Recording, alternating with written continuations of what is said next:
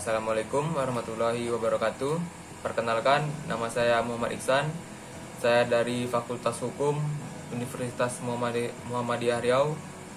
Pada kali ini saya akan menjelaskan tentang pengertian hukum tata negara, sumber hukum tata negara, hubungan hukum tata negara dengan ilmu lain dan objek kajian HTN.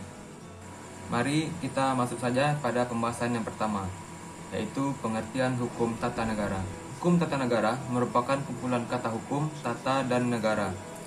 Dalam pengertian luas, hukum memang dihubungkan dengan peraturan perilaku seorang masyarakat yang memiliki sanksi dan sifat hukum yang memaksa. Hukum memang dilahirkan untuk menyelesaikan dan mengatur kepentingan masyarakat, sedangkan tata berarti pengelolaan pengaturan. Dan negara merupakan luas dan wilayah organisasi tertinggi dengan cita-cita yaitu berdaulat. Pembahasan kita yang kedua yaitu sumber-sumber hukum tata negara. Sumber hukum tata negara mencakup sumber hukum dalam arti material dan sumber hukum dalam arti formil. Sumber hukum material tata negara adalah sumber yang menentukan isi kaidah hukum tata negara. Dan contoh sumber hukum yang termasuk dalam arti material yaitu Pancasila sebagai dasar dan pandangan hidup bernegara. Sumber-sumber hukum dalam formil diantaranya hukum perundang-undangan, ketatanegaraan, hukum adat ketatanegaraan, hukum kebiasaan ketatanegaraan atau konvensi ketatanegaraan, jurisprudensi ketatanegaraan, hukum perjanjian internasional ketatanegaraan atau traktat, doktrin ketatanegaraan atau sebagai pendapat ahli hukum tata negara. Sumber hukum formil. Undang-Undang Dasar 1945 merupakan segala induk dari peraturan perundang-undangan di Indonesia dan merupakan hukum tertinggi di Indonesia, dan segala peraturan perundang-undangan yang dibuat tidak boleh bertentangan dengan UUD 1945. Yang kedua yaitu ketetapan MPR. Istilah ketetapan MPR tidak terdapat dalam UUD 1945, namun berdasarkan surat Presiden yang ditujukan kepada DPR nomor 226/HQ/1959 tanggal 20 Agustus 1959. Dikenal bentuk peraturan perundang-undangan, salah satunya adalah keputusan MPRS, yaitu peraturan perundang-undangan yang dibuat berdasarkan pasal 2 UUD 1945. Yang ketiga, undang-undang atau Perpu. Undang-undang pada dasarnya memiliki arti secara formil dan material.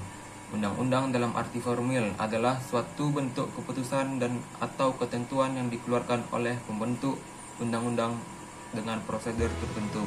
Undang-undang dalam arti material adalah setiap bentuk keputusan pemerintah yang mempunyai kekuatan mengikat tanpa memperhatikan prosedur pembuatan dan tata cara serta lembaga yang membuatnya. Dasar dari pembuatan undang-undang ialah pasal 5 ayat 1 dan pasal 20 ayat 1 UUD 1945. Azas perundang-undangan yaitu undang-undang tidak boleh berlaku surut. Yang kedua, undang-undang yang berlaku kemudian membatalkan undang-undang yang terdahulu. Yang ketiga, undang-undang yang dibuat lembaga yang lebih tinggi pula kekuatan berlakunya. Lex specialis, derogat lex generalis, itu yang keempat. Dan yang terakhir, undang-undang tidak dapat diganggu-gugat. Masuk ke pembahasan yang ketiga, yaitu hubungan hukum tata negara dengan ilmu lainnya. Yang pertama, hubungan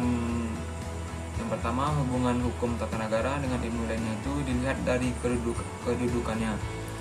Ilmu negara merupakan pengantar bagi hukum tata negara dan HAN.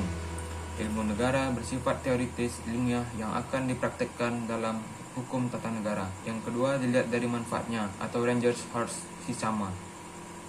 Dilihat tugas ahli hukum. Ilmu negara sebagai penyidik yang hendak mendapatkan kebenaran-kebenaran secara objektif. Ilmu negara tidak melaksanakan hukum tetapi sebagai penonton. Ilmu negara itu tidak mendapatkan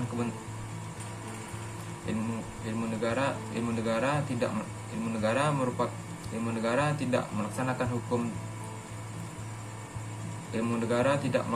hukum tetapi sebagai penonton, sedangkan hukum tata negara sebagai pelaksana hukum, sebagai pemain yang harus melaksanakan keputusannya.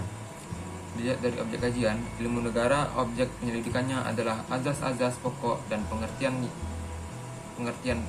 pokok tentang negara. Pengertian pokok tentang negara pada umumnya. Sedangkan hukum tata negara, objeknya adalah hukum positif, normatif atau Wissenskaft.